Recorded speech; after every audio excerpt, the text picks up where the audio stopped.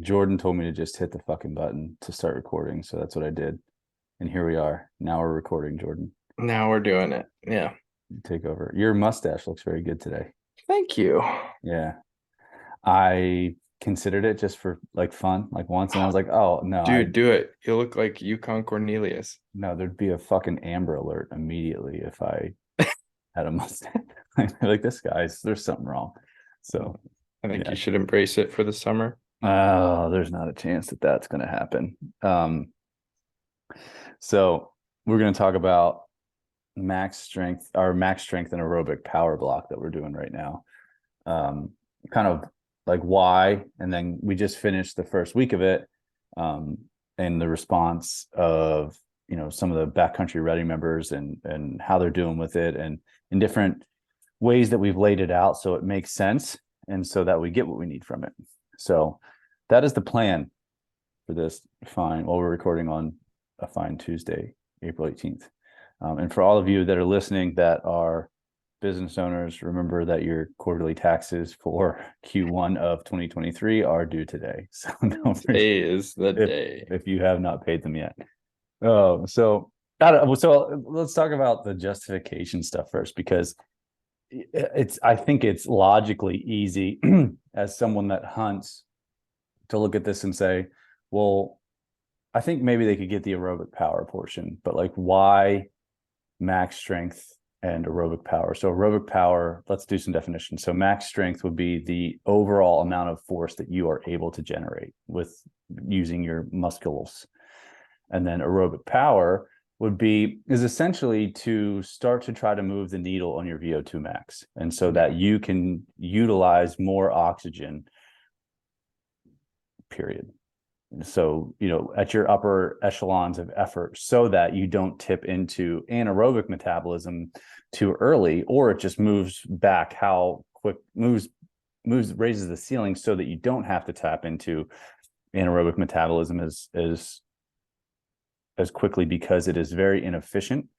It has a higher cost for generating energy. Short-lived too. And it's very short-lived. Whereas aerobic metabolism is far more efficient. You're able to utilize fat and glucose in a different way than anaerobic metabolism. And so it allows you to sustain lower and higher efforts for longer periods of time. And so we want to stay aerobic for as long as possible.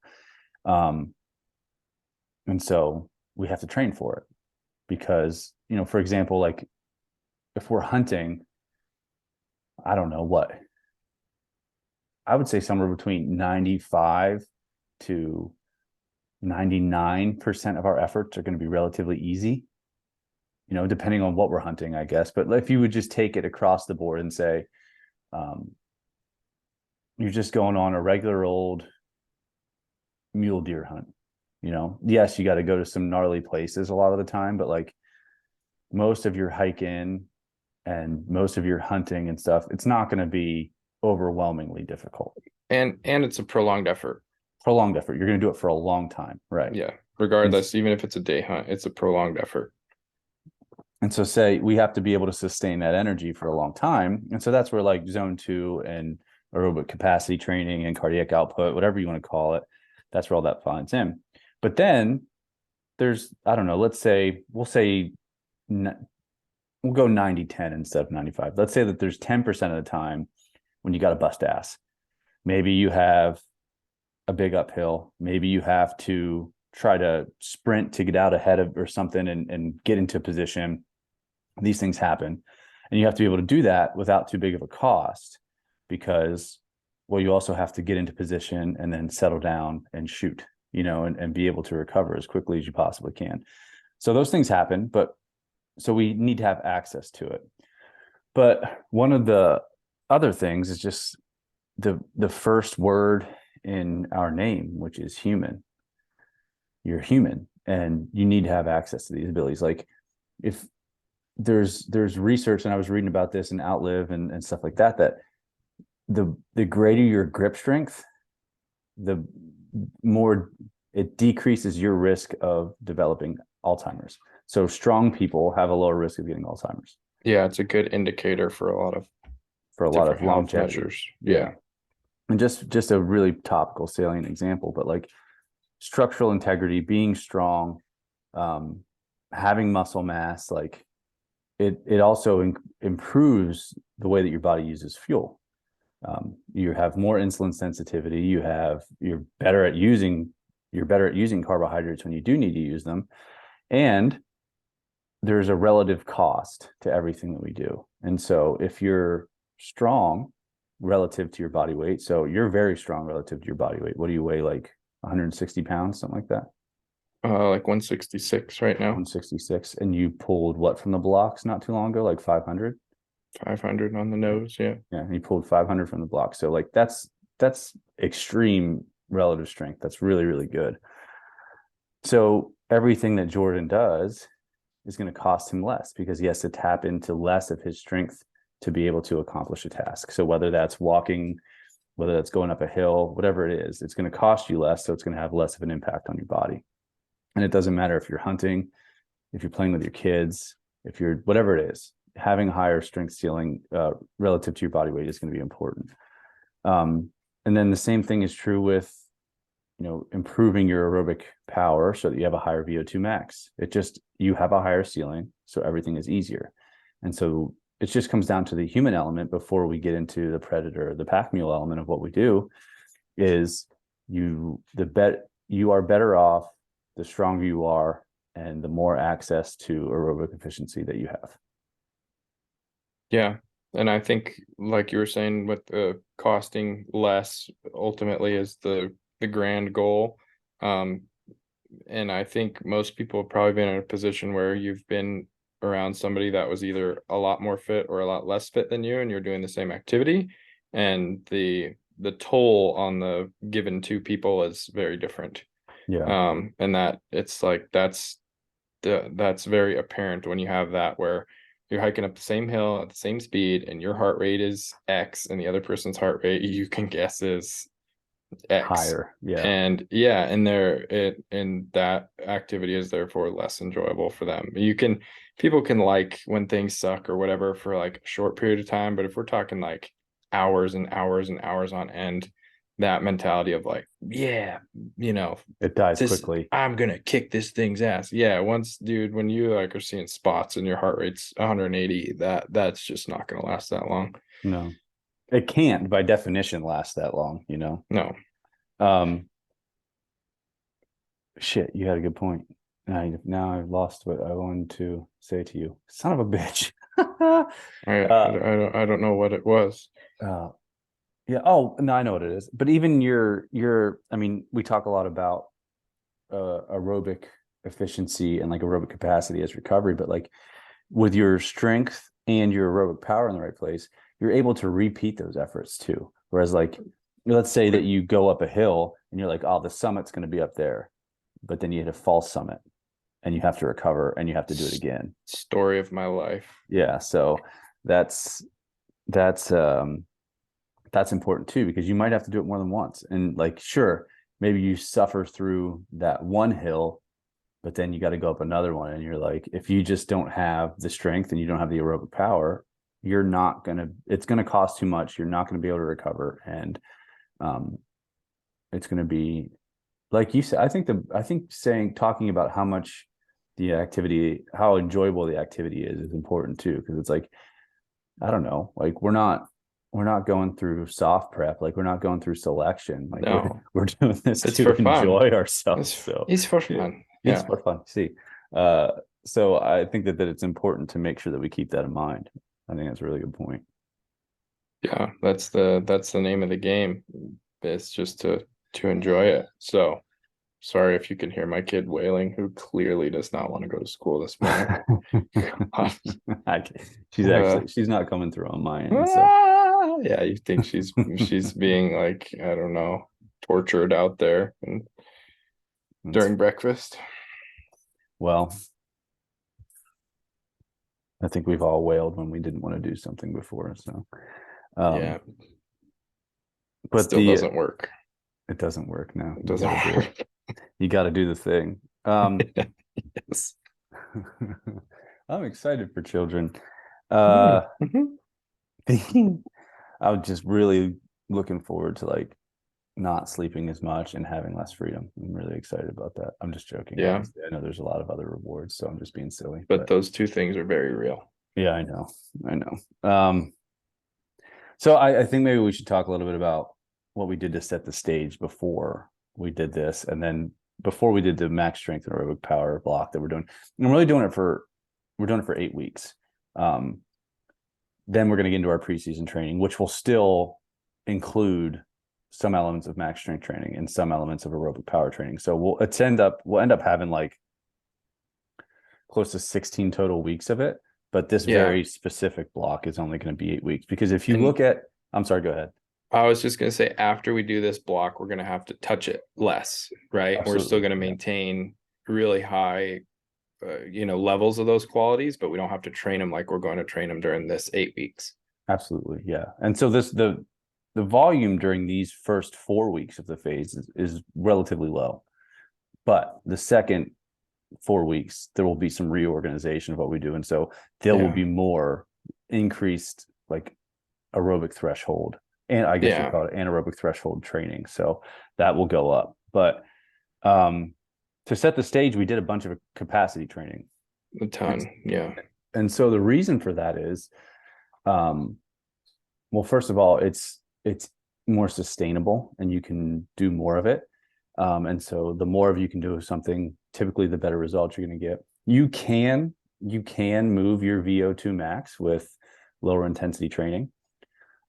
Takes a longer time. Depending. And it depends on your fitness level too. Yes. So if someone's really, really, really well trained, they're not going to move their VO2 max with doing zone 2 or zone 3 type training. You have to do the gnarly shit. But for a lot of people, if you do enough zone 2 training, you can move your VO2 max. But what we were really doing is like raw materials for power. So one of our fundamental principles is capacity before power. And that's especially important in the aerobic training world, because the aerobic system is our recovery system, and it's specifically more the aerobic capacity system. So we build the things that we need to recover from exercise, but also we need more of the raw materials so we can make them work harder. So for example, doing a bunch of zone 2 and low zone 3 work increases mitochondrial density because of mitochondrial biogenesis. So you do a lot of that work, you get more mitochondria in your muscles, you become more efficient at using fat for fuel and even glucose for fuel. But also that is how we recover. So if we have if we have a better vascular system, so like, for example, that kind of training also improves our capillary density, it improves our cardiac output. And so all of these things help us to move more nutrients, more oxygen around the body, so we can recover. And waste, right? And gets waste out. Absolutely. Yeah. And so you could jump into just like an aerobic power phase and you might get results, but the issue is you won't be able to keep up the frequency that you need of the aerobic power and the intense training to be able to get to maximize the results, because you won't be able to recover from it as well. And so I think too, going through that structure, we've put people in a place where they can express intensity too, with this starting with a little lower volume and higher intensity. They've done a ton of capacity stuff. And now when it's time to go for a greater intensity, they're in a place where they can do that and understand it, I guess, as well. And then they're not also just getting bored of that, because we're training for the year, not for a month or 8 weeks. Yeah. I mean, really, we're training for years, right? Yeah. And that's like Dustin said, he sent a message to me the one day. Dustin was like client number 1 of Human Predator Packmule before it was even called Human Predator Packmule. And with about the same amount of volume and about the same amount of intensity over the past 3 years, more than 3 years, Dustin makes progress every year. And that's just, it takes to really build a robust aerobic system, it takes a year. Yeah. at least, of consistent training. And so that's a really good point to like, we're not thinking a week at a time. We're not thinking a month at a time or even 2 months at a time. We're thinking in a year and years long cycle of development and maintenance. Um, so we look at things like ZO2 and more of that in our capacity block, but also all of our strength training during that block is aimed at capacity. And for several reasons. So if you look at something like zone 2, you're mostly using slow twitch fibers. And the more slow twitch fiber, the bigger your slow twitch fibers are, the more good stuff you can fit in there, like mitochondria. And so we did a lot of tempo strength training and other types of strength training that would increase the size of our slow twitch muscle fibers. Bigger slow twitch muscle fibers, more efficiently they work, the more mitochondria you can fit in there, the better your ability to sustain effort and also the ability to recover from effort. And so we did a lot of tempo strength. But then, fast twitch muscles typically aren't as efficient at using at aerobic activity. And so they tend to work at higher intensities. And then also their metabolic process typically has them generate more lactate, and the more lactate in your blood, the faster you're going to fatigue and things like that. And so we did things to improve the aerobic capacity of our fast twitch muscle fibers. So we did things like a bunch of high intensity continuous training. And so that makes our fast twitch fibers more fit aerobically, which gives them more capacity and just increases the efficiency of the entire system. So all that goes to help our recovery, our ability to express intensity over time. And then also, when necessary, helps us handle higher intensities of strength training, but also more volume of strength training. So our strength training volume right now isn't super high, but we're putting a bunch of intensity into it. And then our overall volume, which will include strength training, will go higher during the preseason training block. So we're laying the stage for all of that. Yeah. And with the cultivating of these various attributes in terms of endurance, that if somebody was to say to us, like, how do I get faster at this endurance activity? And it goes for the same with strength, but it comes down to usually like a technical breakdown or efficiency. So when people are in, they have that basis for all of that aerobic efficiency, they can maintain things like posture, breathing a lot easier when it comes time to express intensity. They're not hunched over on the bike, can't hold themselves upright, and that makes a huge difference. And if you, like, we were watching the Boston Marathon yesterday, the people that, they're upright, their gait still looks good, like that's not an accident. It's like how much can you, granted that's an extreme example, but it's very pronounced when people are running. You can see their efficiency and mechanics just fall off. But the same applies to the bike, to the rower, to whatever we're doing, and they can maintain those mechanics. And that is I think the fastest way for people to have a better outcome in terms of their output is to maintain their mechanics for both aerobic and strength work. Oh, dude, it's amazing how much improvement you can see in some person with like no other interventions other than improving the way that they breathe when they're exercising. Huge, because you're just not getting enough oxygen into the system. It's just seeing people, like, for example, we were talking about at our meeting at the gym last week, our coach Roney was talking about how when people do what's called a lateral pal-off shuffle, so you just hold the pal off ISO, take a few steps out, come back in. He's like, people's heart rates are jumping through the roof on that. I was like, it's because they're holding their breath. Yeah, their CO2 tolerance is probably not very good. Yeah, they're holding their breath, and so you have to remind them to breathe. And so if they're not breathing, first of all, you're creating a lot of tension, and that's going to drive your heart rate up. And you're just also you're not getting any gas transfer. And so your heart's going to try to work harder to get the oxygen that it does have access to into the system. And so, it's just remarkable how quickly you can see an improvement, even in someone's running, just by making sure that they're breathing correctly. Yeah, it's pretty remarkable. And it's again, it's one of those things that probably doesn't sound like really awesome and cool, but at the same time, it's like, it's awesome and cool, getting better at something. Yeah, Oh, you want the immediate fix? There is an immediate, air quote hack exactly is right. fix your breathing Yeah. for whatever you're doing. Well, you said it a long time ago. We are purveyors of the unsexy. So it's just It's very true. we're not gonna sell you sex, but we're gonna sell you performance and longevity. And so I think that's a lot. So you can have sex later. That's cool, right? Yeah. Um, it's cool. I like that. Um, yeah. So is there anything else you think we need to touch on about setting the stage for the max strength and aerobic power block? No, I Makes think that is laid out very nicely for those listening, okay, hopefully. cool.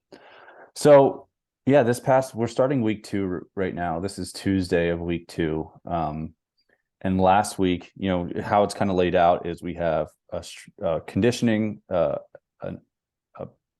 strength and conditioning day on Monday, a aerobic capacity training day on Tuesday, a strength and conditioning day on Wednesday, a very high intensity strength or conditioning day on Thursday. Thursday, and then a very low intensity strength and aerobic capacity training type session on Friday. And then on the weekend, it's go out and do stuff for several hours that you enjoy, or ruck or do whatever just to continue to work on our aerobic capacity. And so it ebb and flows throughout the week such that, Monday is pretty intense with heavy lifting and then like 10-second intervals and a bunch of them. And then Wednesday is intense with heavy lifting and then aerobic power intervals. And then we have lactic power intervals on Thursday. Um, and those things, all of those three conditioning days require a lot of intensity. And so throughout the week, I tracked it. And what I mostly tracked was like how people responded at the end of the week after the lactic power intervals. And a lot of times, like I've prescribed lactic power sessions that, depending on like, can be very, you can get to a place where you do a lot of volume. We're doing low volume, 4 sets of 20 seconds work at max intensity, which is important, and then 2 minutes rest. So lots of time to recover. So we're near full capacity by the time we go again. And the responses were kind of all over the place, but it tilted towards just those 4 sets followed by 20 to 30 minutes of zone 2 work. It got people, dude. Like it took people's recovery down. And so that's something to realize is like, yes, we need those higher intensity efforts, and we need the aerobic power training. So backing those 2 days together gives us a chance to start to maximize that. But like, it doesn't take much volume to start to move the needle, especially as you see someone's recovery trend after that and you see how much it takes for them.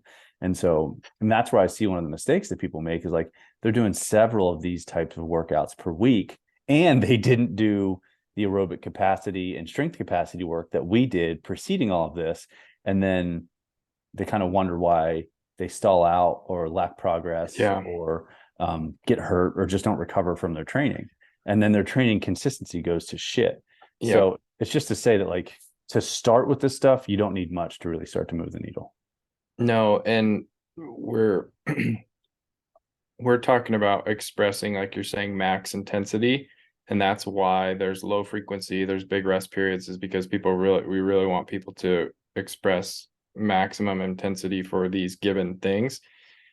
And you can, if people are talking about what they're doing or some sprint workout or whatever, and it's like the same thing, like show me how many watts or show me your cadence on the bike and show me what your heart rate is. And it's like, just because it's really hard or if your heart rate's really high, that does not mean you're expressing Right. maximal intensity. Right. Yeah. You want that effort to be like, for me, I follow cadence, but like I need to hit that same cadence on every one or, very close to it. Yeah. Not like it's not varying 10% round to round, Right. not even close. Yeah. So that's an important thing for people to understand when we're talking about this. Just because it feels hard, or you're doing a ton of it, or you're hot and sweaty, and but like that does not mean you're expressing maximum intensity. So, Absolutely. and expressing max intensity and getting to a max heart rate sucks. Like Yeah. it sucks, and it's not the most fun thing. So It's not comfortable. if you're like doing that over and over and over and over, it's like, unless you're in phenomenal aerobic shape and you can do that. But for the majority of people, it should be very, very, very hard. Like you want to quit the whole time. Elite aerobic shape, like elite aerobic shape is what. Well, I mean, there's two things there. First of all, if you look at 20 seconds work, 2 minutes rest, if we had not done the aerobic capacity work we've done leading up to that, even with only doing 4 sets, people would have a hard time getting their heart rate back down to that where it needs to be in like 130 or under before they can really start cranking hard again, you know?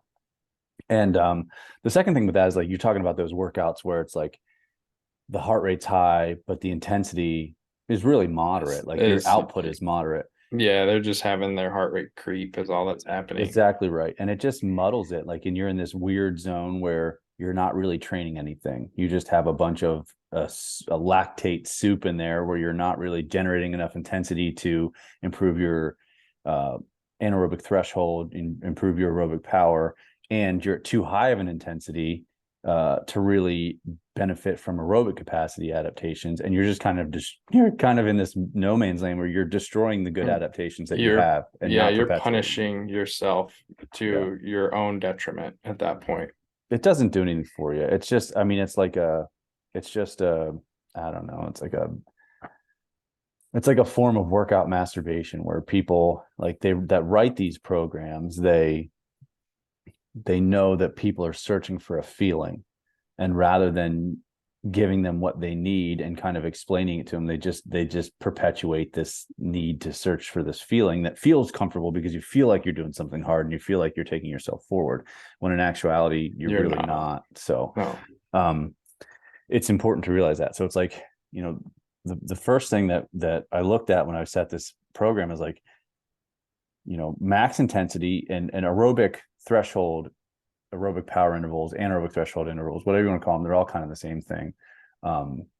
They take sustained intensity. So it needs to be hard, but it can't be max effort because you just won't be able to sustain it long enough to get what you need, you know? And so looking at these things, we have 3 days that have that level of intensity.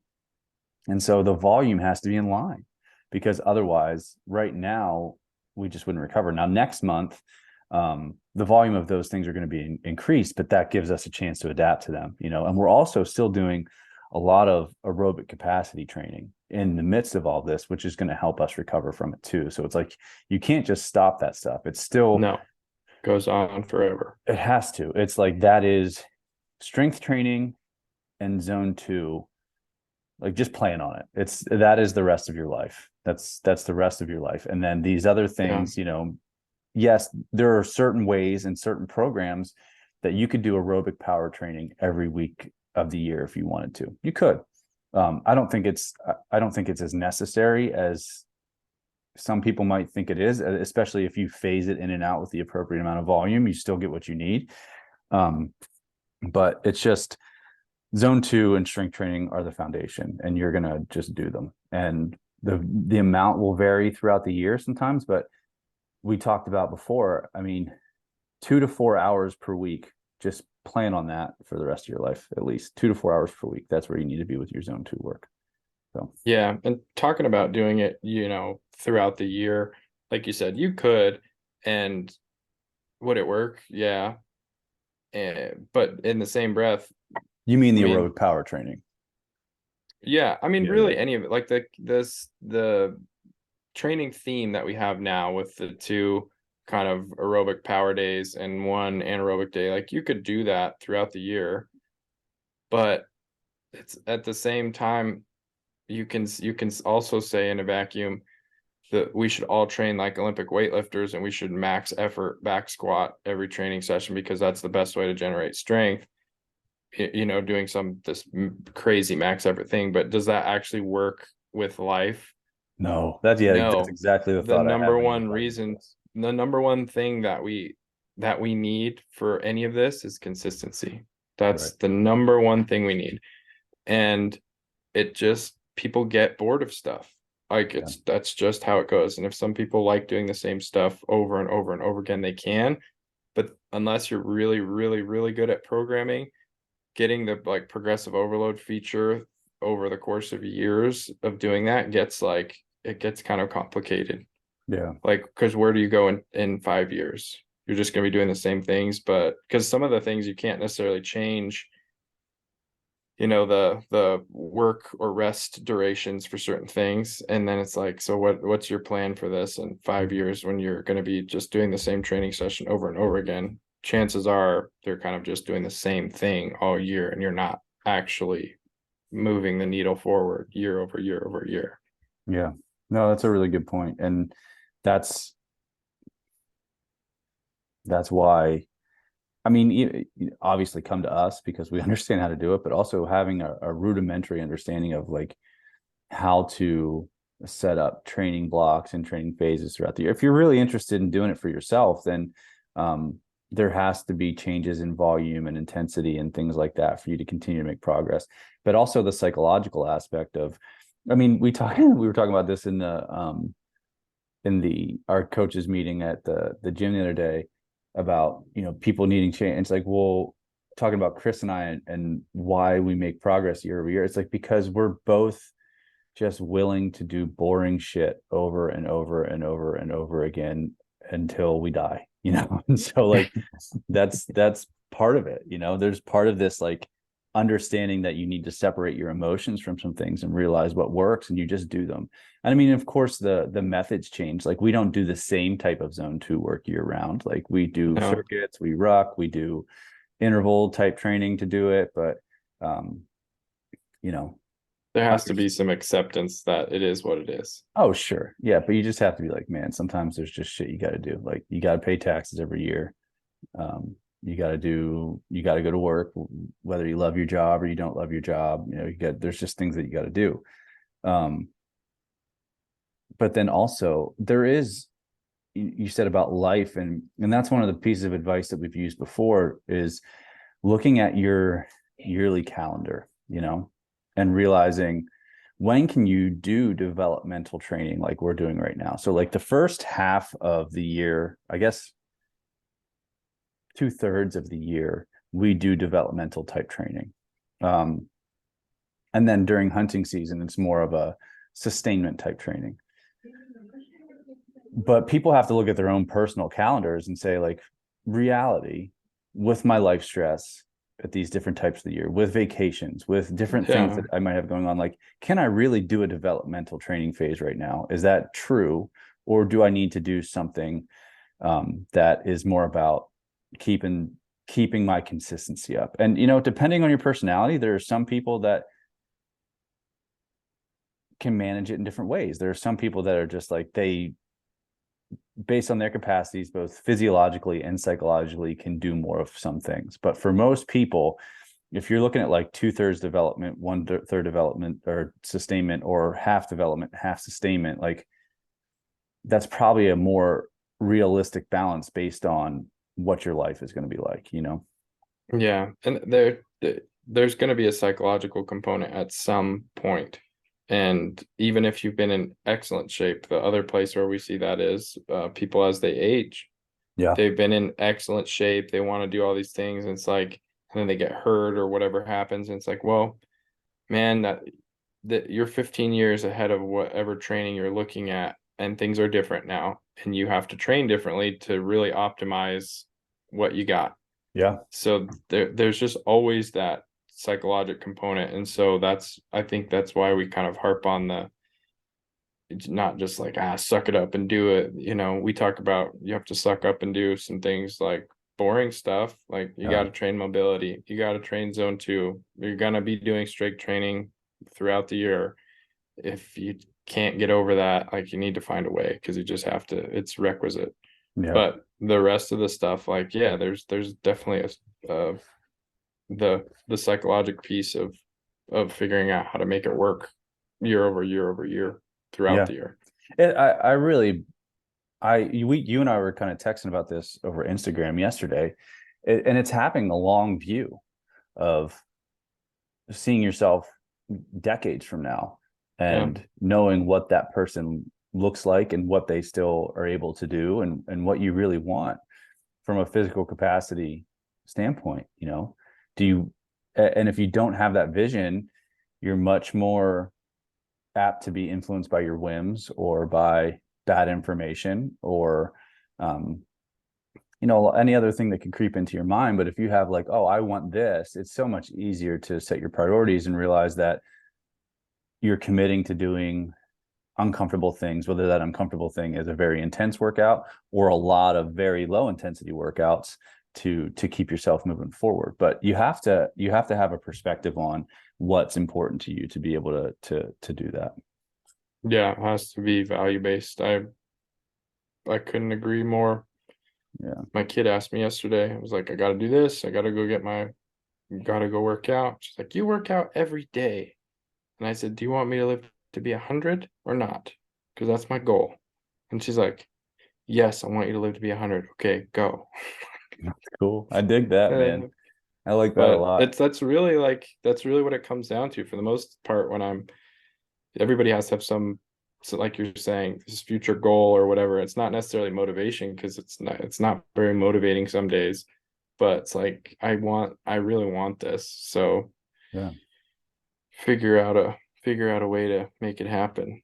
It's all about when people say that I dislike when people say, oh, I don't have time. You have the same amount of time as everybody else does. Especially when they tell me like about their schedule and it's easier than mine. I'm like, Yeah. You have time, man. I It's just like that. you're not appropriating your priorities. You don't know, maybe you don't know what your priorities are, or maybe you have other shit in the way, but I don't know. There's time. Find a way There's to time. win, Exactly like right. there's a difference in mentality of the win at all costs. And if you want to talk about the like rawr, whatever type of mentality that you can't, it's like, yeah, I want to win at all costs in this, like I need to get my workouts in. Like he's on a drilling rig for 10 days at a time. He took his fucking Echo bike with him.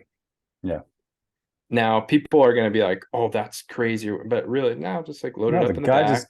the guy knows Look, what he wants. yeah, look, and really, but like, yeah, throw it in the back, strap it down, and cool, it's there when you need it. It's not like you had somebody drop a Connex box with a full gym. Oh no. It's not like, and he was talking about it. I'm like, dude, just yeah, fucking take it. Like you'll appreciate it. It's a long enough stretch. If it was 2 or 3 days, I'd say, maybe not, Yeah. but that's the difference. People like that, it's like, yeah, man, I'm just gonna take my Echo bike so I can really get this done.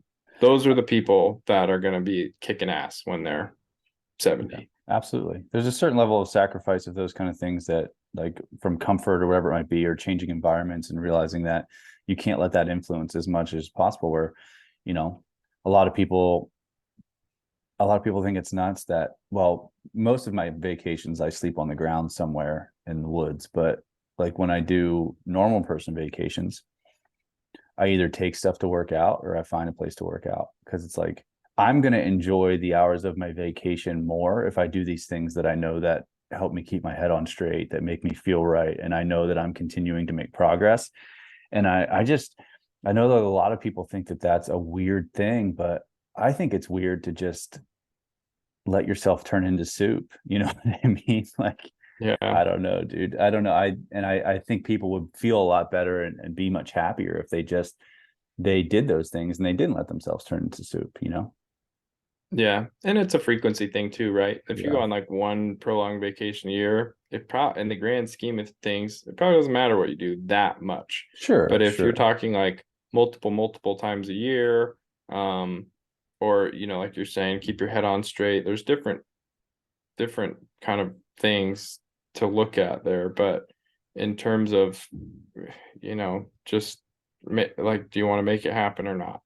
Yeah. And let that determine like how much do you want to make you want this to happen actually, or are you just hoping or wishing or whatever? But actually doing it is just a matter of doing it. Yeah. It's really good. It's really, I think maybe a good place to stop, Jordan. Did I say something that offended you? Yeah, I don't know if I'm offended most of the time. So. Me too. I go through my life just being irked all the time. Yeah, Yeah, largely from, well, I'll say this the nicest way I can, from stupid people. Man, I don't know. There's most shit just rolls off my shoulders, but no, that was good. And guys, just to remind you, in our show notes we have links to download all of our free resources that we have available right now. There's more coming out. We're going to be doing a Flatlander's Guide to Prepping for Terrain type book. We're going to be doing a Fitness for Upland Hunting book. But right now we have our free Facebook group, which you can join. You have to request access, and then you have to follow the rules once you're in there. Part of that is don't be a jerk. And then we have all of the free book. We have 5 biggest backcountry training mistakes, how to avoid them, home gym essentials. So those links are in the show notes. So click them, check them out, and read them and ask us questions. All right. Good day, Jordan. Farewell.